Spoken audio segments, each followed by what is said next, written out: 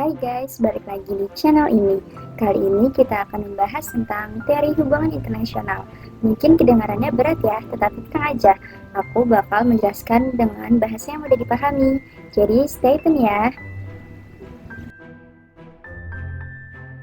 Simpelnya, teori HI itu seperti kacamata yang kita gunakan untuk memahami dunia politik. Kacamata ini membantu kita menjelaskan kenapa negara-negara berinteraksi seperti yang kita lihat. Kenapa ada konflik atau peperangan, kenapa ada kerjasama, dan lain sebagainya. Teori HI bukan cuma mendeskripsikan apa yang terjadi, tapi juga menjelaskan mengapa hal itu terjadi. Sebelum lebih jauh, kita kenalan dulu yuk sama 3 istilah penting, yaitu epistemologi, ontologi, dan metodologi. Konsep ini sangat penting dalam teori hubungan internasional karena mereka membentuk dasar dari bagaimana kita memahami, menjelaskan, dan menganalisis fenomena dalam politik global. Ketiga konsep ini memengaruhi cara kita mendekati penelitian, jenis pertanyaan yang kita ajukan, dan kesimpulan yang kita tarik. Nah, epistemologi itu berkaitan dengan bagaimana caranya kita tahu. Nah, misalnya kita bisa tahu dari pengamatan secara langsung atau yang disebut dengan empirisme, atau kita bisa juga menggunakan cara ilmiah untuk menguji suatu teori. Nah, ini disebut positivisme. Nah, pilihan epistemologi memengaruhi bagaimana kita merumuskan hipotesis, mengumpulkan data, dan menguji teori. Ini juga memengaruhi bagaimana kita menafsirkan bukti dan menarik kesimpulan. Lalu ada metodologi. Metodologi ini berkaitan dengan cara kita melakukan penelitian dan mengumpulkan data. Misalnya, kita menggunakan metode kuantitatif seperti statistik dan permodelan matematika. Atau bisa juga kita menggunakan metode kualitatif seperti studi kasus atau analisis historis. Nah, pilihan metodologi ini memengaruhi jenis pertanyaan yang dapat kita jawab, jenis bukti yang dapat kita kumpulkan, dan validitas kesimpulan yang kita tarik.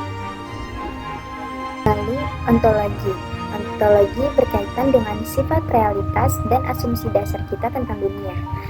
Misalnya, kita menganggap negara sebagai aktor utama dalam hubungan internasional. Atau apakah kita juga memasukkan organisasi internasional, perusahaan multinasional, dan individu sebagai aktor hubungan internasional?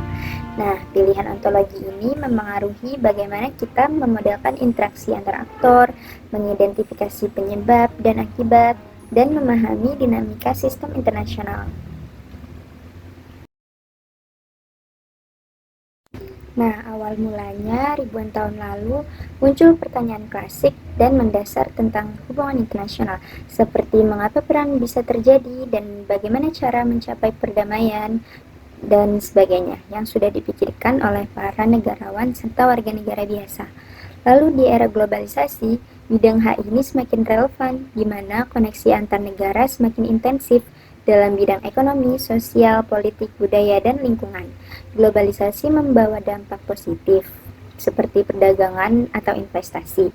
Tetapi globalisasi juga membawa dampak negatif, seperti penyebaran senjata, degradasi lingkungan, dan terorisme. Nah, para sarjana HI berusaha memahami dinamika dan manifestasi global.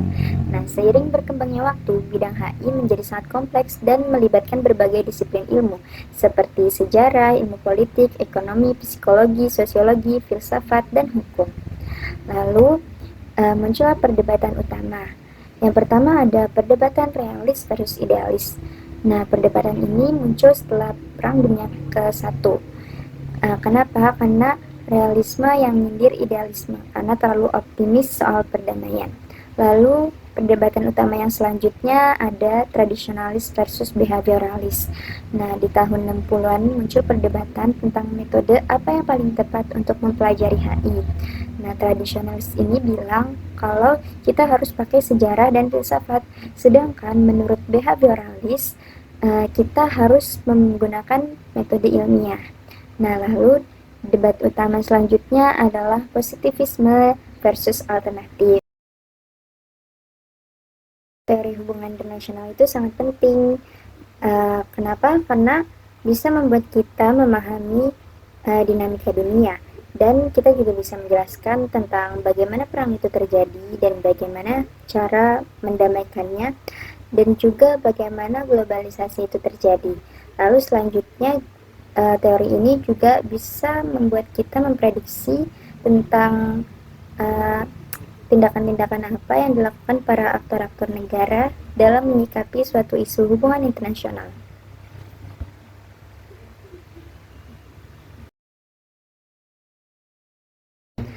Level analisis adalah tingkatan-tingkatan menganalisis secara hubungan internasional. Di tingkatan pertama itu ya ada individu. Individu itu yang dimaksud adalah kita menganalisis tentang pemimpin negara atau aktor-aktor negara, karena faktor itu sangat penting dalam merumuskan suatu kebijakan, misalnya kebijakan luar negeri. Lalu di level selanjutnya adalah negara. Nah, di sini maksudnya kita menganalisis tentang interaksi antar kelompok masyarakat yang mempengaruhi suatu kebijakan. Lalu di level yang ketiga ada sistem internasional. Nah, ini fokusnya untuk mengamati interaksi antar negara. Teori HI ini bisa dipraktekkan di berbagai bidang loh. Contohnya adalah teori realisme.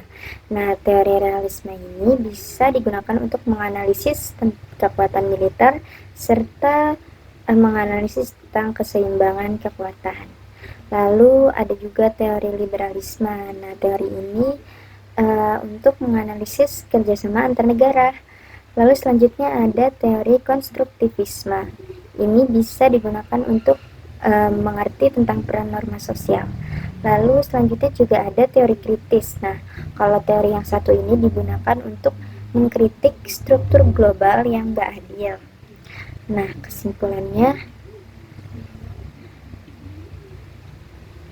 nah, itu tadi penjelasan soal teori hubungan internasional. Dengan memahami teori dan pendekatannya, kita bisa jadi lebih jago menganalisis masalah-masalah di dunia ini. Terima kasih sudah menonton video ini. Sampai jumpa di video berikutnya.